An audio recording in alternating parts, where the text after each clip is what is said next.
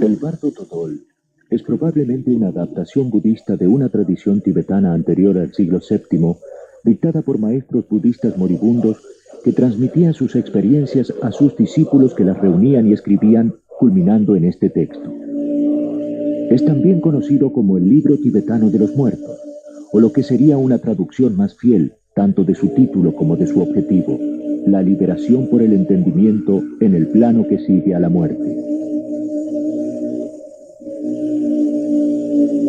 Se tiene noticia que el Bardo Totol fue escrito por primera vez en tiempos de Padmasambhava en el siglo VII. Un siglo antes, bajo el primer rey del Tíbet unificado, Srong Sangampo, muerto en el 650, el budismo penetró en este país por dos vías. Desde el Nepal, por el casamiento del rey tibetano con una hija de la familia real nepalesa, y desde China, con su casamiento con una princesa china en el año 641. El rey pertenecía a la religión Bon, que hasta entonces prevalecía y que presentaba en sus características espirituales y filosóficas semejanzas con el taoísmo, y que al aceptar también la reencarnación se asemejaba en esto al budismo. Por estas analogías con elementos chinos y bajo la influencia de sus dos esposas, el rey aceptó el budismo, que se transformó en religión de Estado. Esta religión comenzó a propagarse cuando el sucesor de Srong Sangampo, el rey Tsi Srongdetsan, subió al trono en el 740 e invitó al gurú Padmasambhava, que significa nacido del loto, a ir al Tíbet. Durante este tiempo y en visitas posteriores, Padmasambhava hizo traducir del sánscrito al tibetano numerosas obras tántricas, algunas mantenidas ocultas desde siempre en monasterios. Dotó, de acuerdo a lo que dicen las tradiciones al respecto, a algunos de sus discípulos del poder de que se reencarnaran en el momento astrológico más adecuado, a fin de exhumar esos libros, los tesoros por ellos enterrados y los objetos para los ritos de esos libros.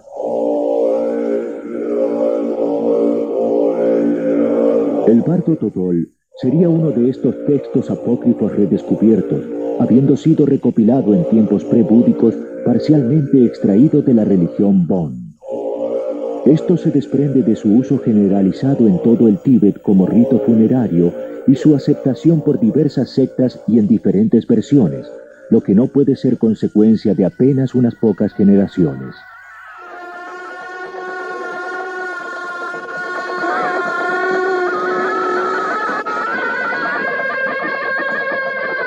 La traducción original de este texto del tibetano al inglés fue elaborada conjuntamente por el Dr. W. I. Evans Wentz de la Universidad de Oxford y por el Lama Kashi Dawa Samdup.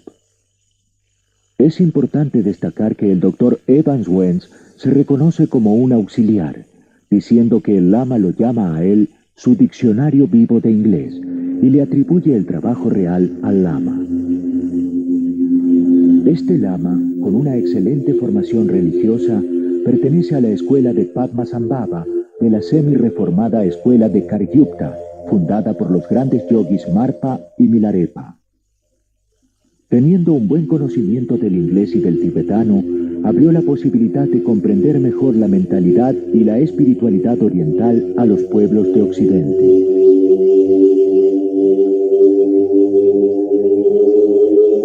Por lo tanto, debido al inestimable valor de este texto y desde todos los puntos de vista, todo lector de este libro debería agradecer la labor excepcional de este religioso y erudito, cuya breve biografía, basada en datos aportados por el Dr. Evans Wentz, podemos reconstruir. El Lama Kashi Dawa Samdup nació en Sikkim el 7 de junio de 1868. Su familia de origen tibetano gozaba de una situación prominente, poseía tierras y llevaba el título honorífico de Kashi. De diciembre de 1887 a octubre de 1894, residió en Buksadur, en Bután, como intérprete del gobierno británico, y más tarde con el mismo cargo en el Tíbet.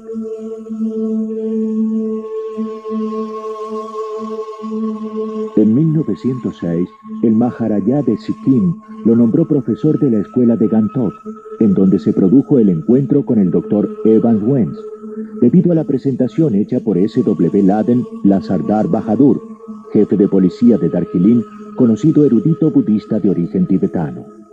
Un año después, estando ya terminada la versión conjunta del Bardo Todol, el lama fue nombrado jefe de la cátedra tibetana en la Universidad de Calcuta.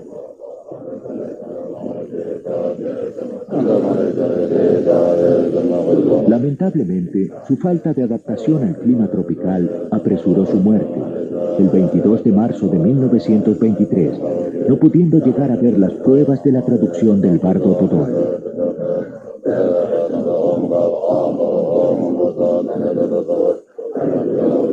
Esperamos que esta obra sirva también para perpetuar la memoria de este continuador de las enseñanzas de los grandes maestros tibetanos y que transmitió esta magnífica traducción a Occidente.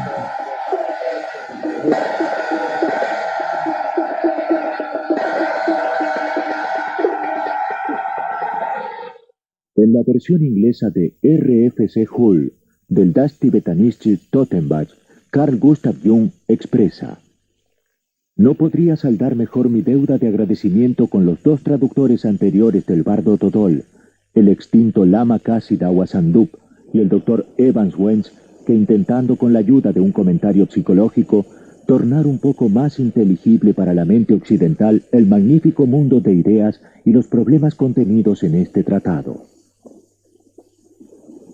Estoy seguro que todos cuantos lean este libro con suma atención, permitiéndole que se grabe en ellos sin prejuicio, cosecharán una rica recompensa.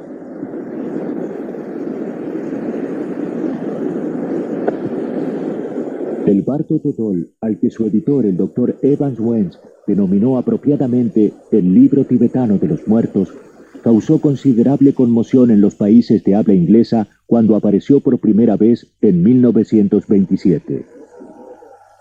Pertenece a esa clase de escritos que, debido a su honda humanidad y a su intuición aún más honda de los secretos de la psique humana, constituyen una especial apelación al laico que busca ampliar su conocimiento de la vida.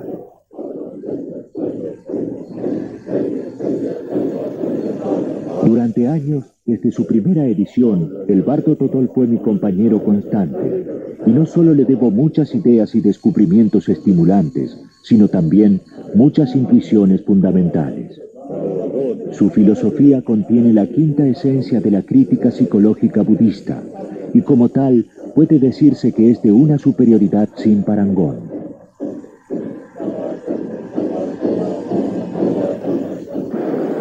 El Bardo Todol, o Libro Tibetano de los Muertos, es un libro de instrucciones para los difuntos y los moribundos.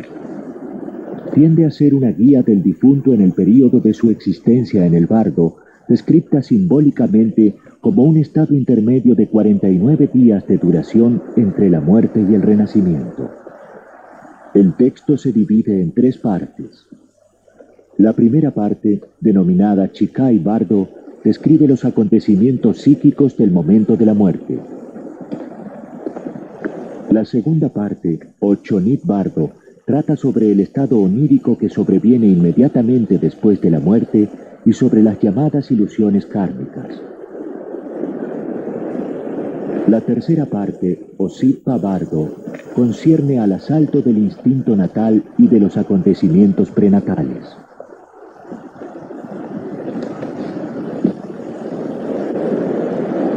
En su comentario psicológico, Jung continúa diciendo que es característico que la intuición y la iluminación supremas, y por ende la máxima posibilidad de alcanzar la liberación, confiérense en el proceso real de morir. Inmediatamente después comienzan las ilusiones que a su tiempo conducen a la reencarnación, a las luces iluminativas que se tornan cada vez más débiles y variadas y a las visiones terroríficas en constante incremento. Este descenso ilustra la enajenación de la conciencia respecto de la verdad liberadora al aproximarse cada vez más al renacimiento físico.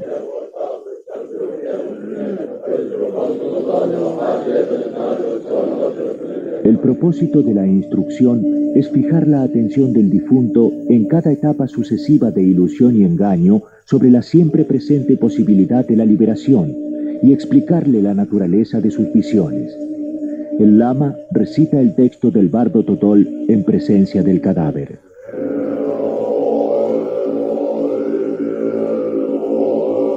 El bardo Totol es en su visión psicológico en sumo grado, afirma Jung, pero entre nosotros, la filosofía y la teología se hallan aún en la etapa prepsicológica medieval en la que solo se escuchan, explican, defienden, critican y discuten las aseveraciones, mientras que la autoridad que las formula por consenso general ha sido excluida como si estuviese fuera del alcance de la discusión. Sin embargo, las aserciones metafísicas son exposiciones de la psique y por tanto psicológicas. El bardo Totol comienza con esta gran verdad psicológica. El libro no es un ceremonial de sepelio, sino un conjunto de instrucciones para los difuntos, una guía a través de los cambiantes fenómenos del reino del bardo, ese estado de la existencia que continúa durante 49 días después de la muerte hasta la próxima encarnación.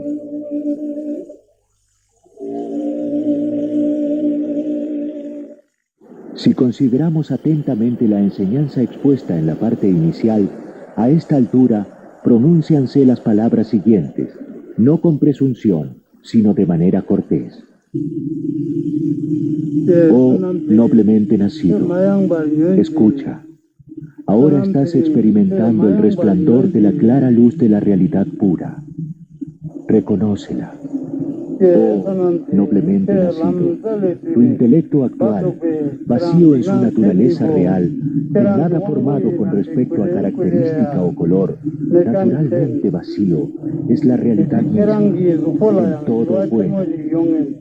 Tu intelecto que ahora es vacío, empero no ha de ser considerado como perteneciente al vacío de la nada, sino como el intelecto mismo, inobstruido, brillante, emocionante y bienaventurado, y es la conciencia misma, el Buda, todo bueno. El texto continúa. Tu conciencia, brillante, vacía e inseparable del gran cuerpo del resplandor, no tiene nacimiento ni muerte, pues es la luz inmutable, Buda Amitabha.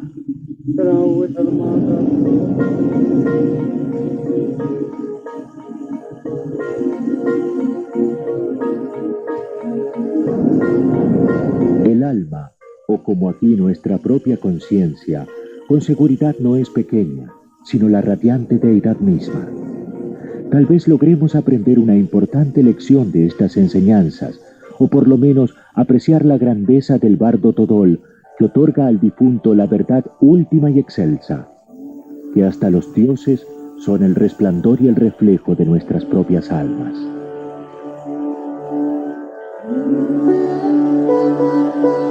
En el bardo Totol es acentuadamente perceptible que aclara al difunto la primacía del alma, pues eso es lo único que la vida no nos aclara. Estamos tan cercados por las cosas que nos empujan y oprimen que nunca tenemos oportunidad, en medio de todas estas cosas dadas, de preguntarnos por quién son dadas. El difunto se libera de este mundo de cosas dadas, y el fin de la instrucción es ayudarle en pos de esa liberación. Si nos ponemos en su lugar, obtendremos con ello una no menor recompensa, puesto que desde los primeros párrafos mismos aprendemos que el dador de todas las cosas dadas habita dentro de nosotros.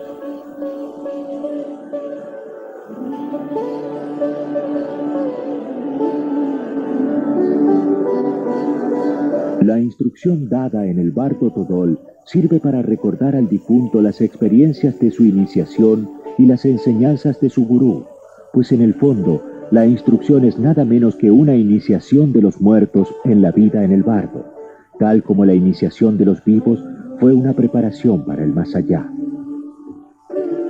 Sin embargo, en la iniciación de los vivos, este más allá no es un mundo más allá de la muerte, sino una inversión de las intenciones y actitudes mentales, un más allá psicológico, o en términos cristianos, una redención de las redes del mundo y del pecado. La redención es una separación y liberación de una previa condición de oscuridad e inconsciencia, y conduce a una condición de iluminación y liberación, a una liberación y trascendencia sobre todo lo dado.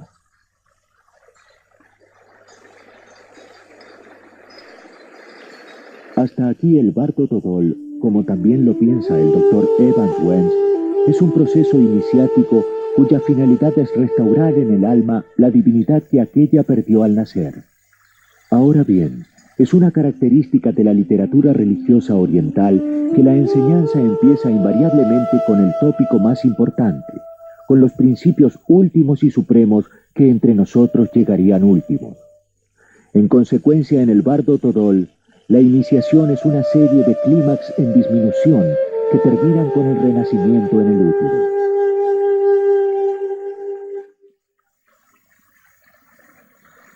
En su comentario psicológico, el Dr. Jung continúa: el único proceso iniciático que aún vive y se practica hoy en día en Occidente es el análisis del inconsciente como lo emplean los doctores con fines terapéuticos. Esta penetración en los estamentos de la conciencia es una suerte de mayéutica racional en el sentido socrático, una manifestación del contenido psíquico que es todavía germinal, subliminal e incluso innacido. Originalmente esta terapia tomó la forma del psicoanálisis freudiano y se preocupó principalmente por las fantasías sexuales. Este es el reino que corresponde a la región última y más baja del bardo, conocida como Siddha Bardo, donde el difunto, incapaz de aprovechar las enseñanzas del Chikai Bardo y del Chonit Bardo, empieza a caer presa de fantasías sexuales y es atraído por la visión de parejas que copulan. A su tiempo, es atrapado por un útero y nace nuevamente en el mundo terreno. El europeo atraviesa este dominio específicamente freudiano cuando su contenido inconsciente es traído a la luz bajo el análisis, pero marcha en dirección inversa. Viaja hacia atrás, a través del mundo de la fantasía infanto-sexual hasta el útero.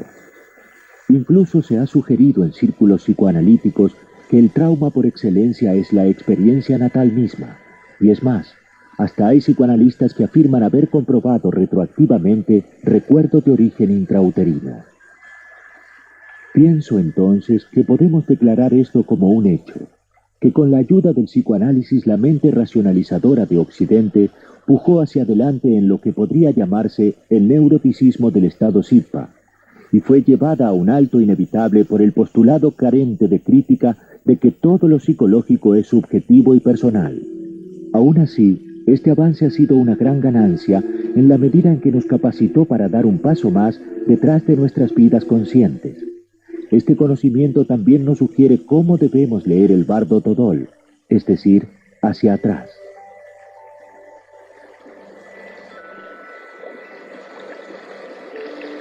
Luego, la transición desde el estado Siddha hasta el estado Chonid es una inversión peligrosa de las aspiraciones e intenciones de la mente consciente.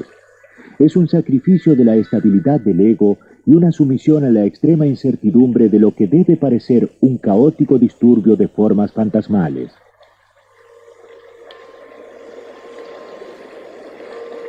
El estado Chonid es de ilusión kármica, es decir, de ilusiones que resultan de los residuos psíquicos de existencias anteriores. La realidad experimentada en el estado Chonid, como lo enseña la última parte del bardo correspondiente, es la realidad del pensamiento. Las formas del pensamiento aparecen como realidades.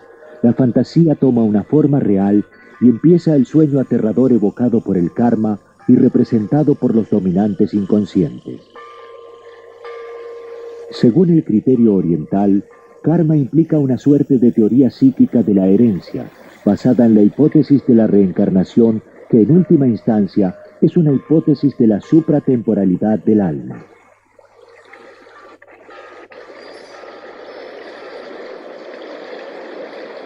Según las enseñanzas del Bardo Todol, aún le es posible en cada uno de los estados del bardo alcanzar el Dharmakaya, trascendiendo el monte Meru de 4 caras siempre que no ceda a su deseo de seguir las luces oscuras.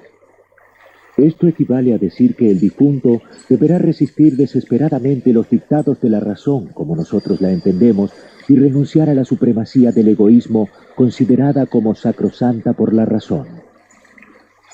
Lo que en la práctica esto significa es una completa capitulación ante los poderes objetivos de la psique, con todo lo que esto tiene de secuela, un género de muerte simbólica correspondiente al juicio de los muertos en el Sitpa bardo.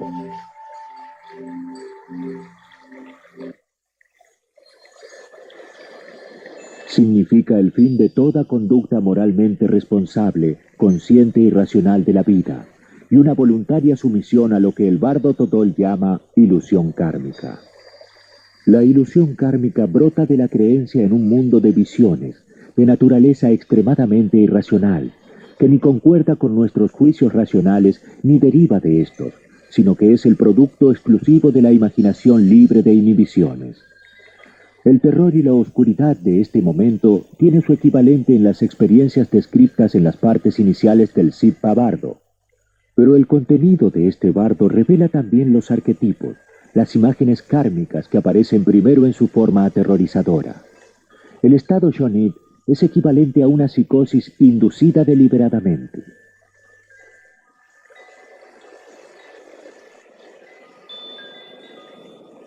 Estas torturas describen apropiadamente la naturaleza real del peligro.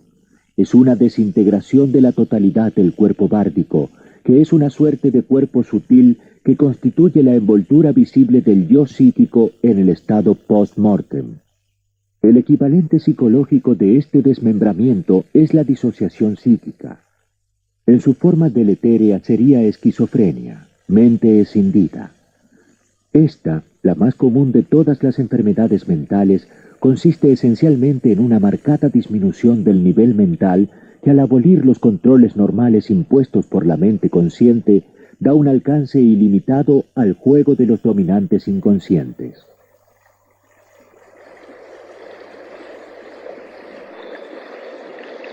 En un nivel superior de intuición, el difunto sabe que todas las formas reales del pensamiento emanan de él mismo, y que los 4 senderos luminosos de la sabiduría que aparecen ante él son los resplandores de sus propias facultades psíquicas. Continuando con nuestro ascenso hacia atrás a través de la región del Shonit bardo, llegamos finalmente a la visión de los 4 grandes. El verde, Amoja, Siddhi. El rojo, Amitabha. El amarillo, Ratna, Sambhava. Y el blanco, Vajra, Sattva. El ascenso termina con la refulgente luz azul del Dharma Dhatu, el cuerpo búdico que brilla en medio del mandala desde el corazón de Vairochana.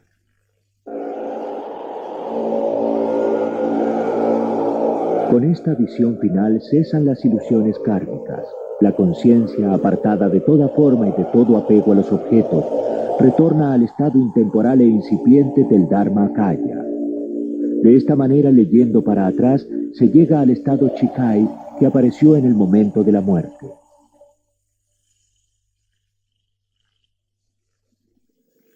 Pienso que estas pocas sugerencias bastarán para dar al atento lector alguna idea de la psicología del bardo Todol. El libro describe un modo de iniciación al revés que prepara al alma para un descenso en el ser físico. El propósito real de este libro singular es el intento de iluminar a los difuntos en su viaje a través de las regiones del bardo. En Occidente no tenemos nada que de modo alguno sea comparable con el bardo Todol, excepto ciertos escritos secretos que son inaccesibles para el público más vasto y para el científico corriente. Este culto de los muertos se basa racionalmente en la creencia en la supratemporalidad del alma, pero su base irracional ha de hallarse en la necesidad psicológica de los vivos de hacer algo por los fallecidos.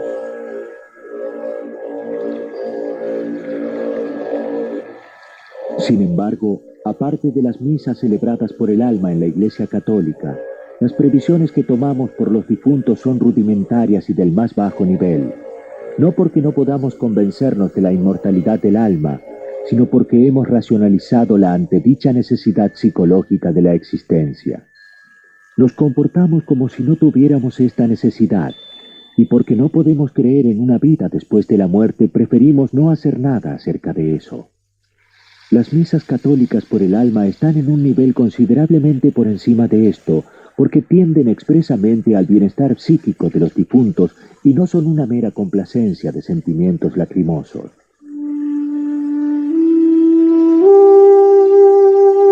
Pero la aplicación suprema del esfuerzo espiritual en bien de los difuntos ha de hallarse con seguridad en las instrucciones del bardo Todol.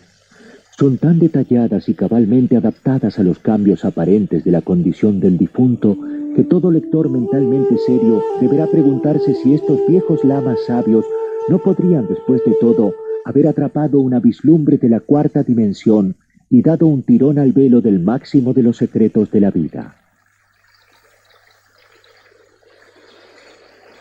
Culmina Jung su comentario psicológico expresando que la visión suprema no llega al final del bardo, sino precisamente al comienzo, en el momento de la muerte. Lo que después sucede es un descenso cada vez más profundo en la ilusión y el oscurecimiento, hasta la última degradación del nuevo nacimiento físico. El clímax espiritual se alcanza en el momento en que termina la vida. Por tanto, la vida humana es el vehículo de la suprema perfección que es posible alcanzar.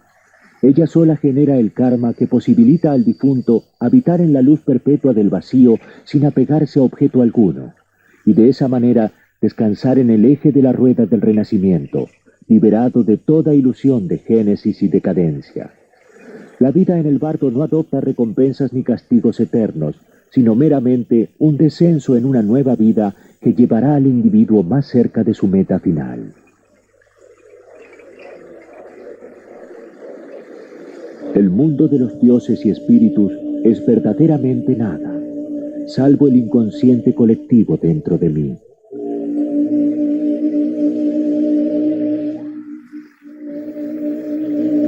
Según Chogyam Rinpoche, el bardo Todol podría llamarse el libro tibetano de los nacimientos, puesto que no se basa en la muerte como tal, sino en un concepto de ella por completo diferente. También lo define como un libro del espacio, dado que el espacio contiene el nacimiento y la muerte. El espacio crea el medio en el cual nos conducimos, alentamos y actuamos, y es el medio fundamental que inspira este libro. Dice Rinpoche, bardo significa espacio intermedio. No solo es el intervalo de suspensión que sobrevive después que morimos, sino también una suspensión en la situación vital. También dentro de la situación vital ocurren muertes. La experiencia del bardo forma parte de nuestra configuración psicológica de base. Toda clase de experiencias del bardo nos suceden de continuo, experiencias de paranoia e incertidumbre en la vida cotidiana. Es como no estar seguros del terreno que pisamos, no saber a ciencia cierta qué nos hemos buscado o a dónde vamos a parar. De modo que este libro no solo es un mensaje para los que están por morir o ya están muertos, sino que es también un mensaje para los que ya han nacido. Nacimiento y muerte sobreviven constantemente en este mismo momento.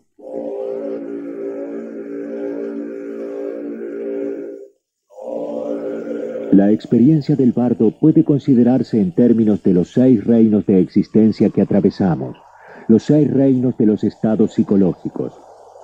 En otras palabras, todo esto se funda en otro modo de ver nuestra propia imagen psicológica en términos de una situación práctica meditativa. Nadie va a salvarnos, todo está puramente librado al individuo, a la entrega, a lo que somos. Los gurú o los amigos espirituales podrían inducir esa posibilidad, pero fundamentalmente carecen de función.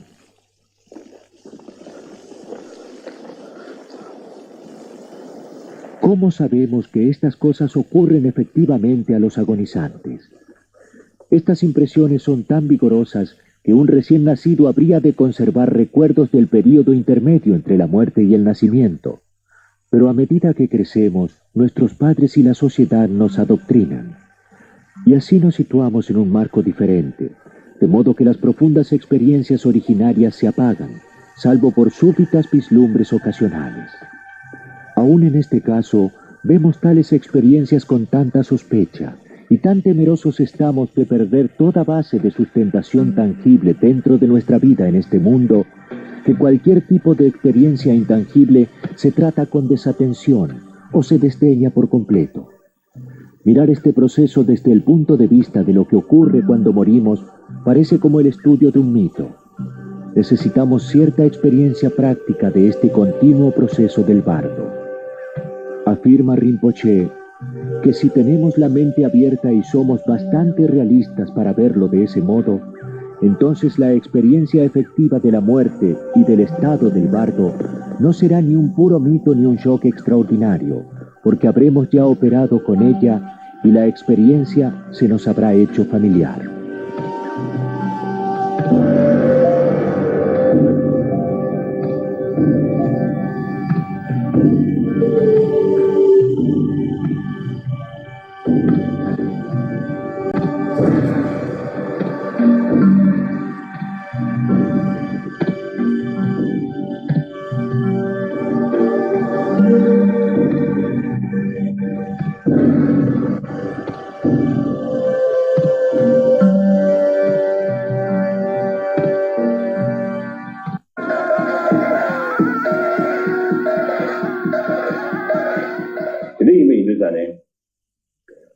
nga ka to liya deru kusum no de ya da liya ta da shi liya rang sha su ye de be ji shi kusum bu de ani de ta ne nyam ni sha ji shu ba yin na zhang da sha ji shu ba yin na deru kusum zu ya liya ko ya tan da ye de ji sa de yin ju shi le rang sha su ye de be ne su ji ani lam liya ju to shu na lo liya ke ka so de pon de ya to lo ji ne ya to ju to shu na ko sa bu zhu ge de shi ma yin ko ren xin de rang sha su ye de be yin de ko ya le chen bu ju ye be yin de nga ga shu ni du xie ya de ni xi le sai sha dang da de ne ge ye ji nyam ni dang ko de bu da de mong bu chung de zang wan nang xi lu ne po ya ji ko yong gu ye be yin de xi ze di ding ne ni ji po ya nyam ne da la ne xin gi zhu ju nyam ne sai di ta ne gu ya de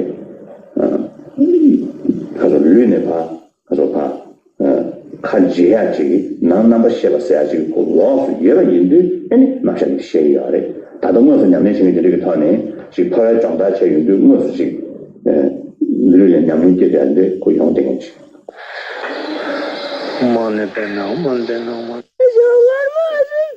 We have always had in Oriental practices a deep understanding of higher and altered states of consciousness. In fact, Western psychology is very limited compared to the vast wisdom of the East.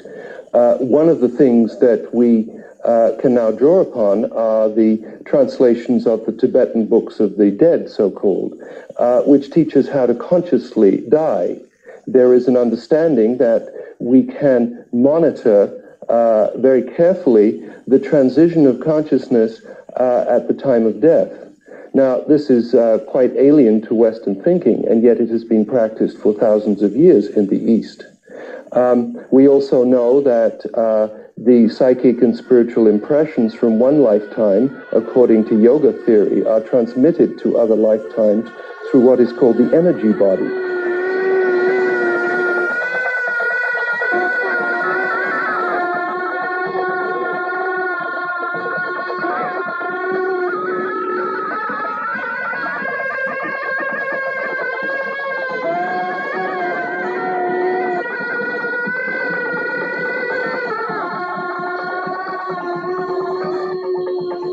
Concerning death, the Dalai Lama continues, it's important to recognize suffering and to be mindful of death and impermanence.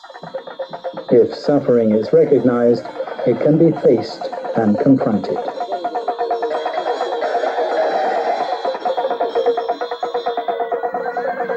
Sooner or later, death will come.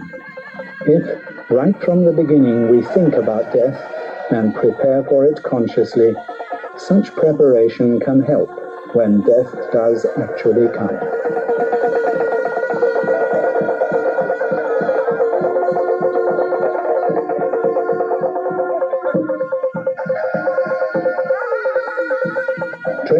one's mind is a task for all human beings, Buddhists and non-Buddhists alike. To overcome death, it is necessary to end our afflictive emotions. This demands a great effort and the use of certain techniques for overcoming the fear of death.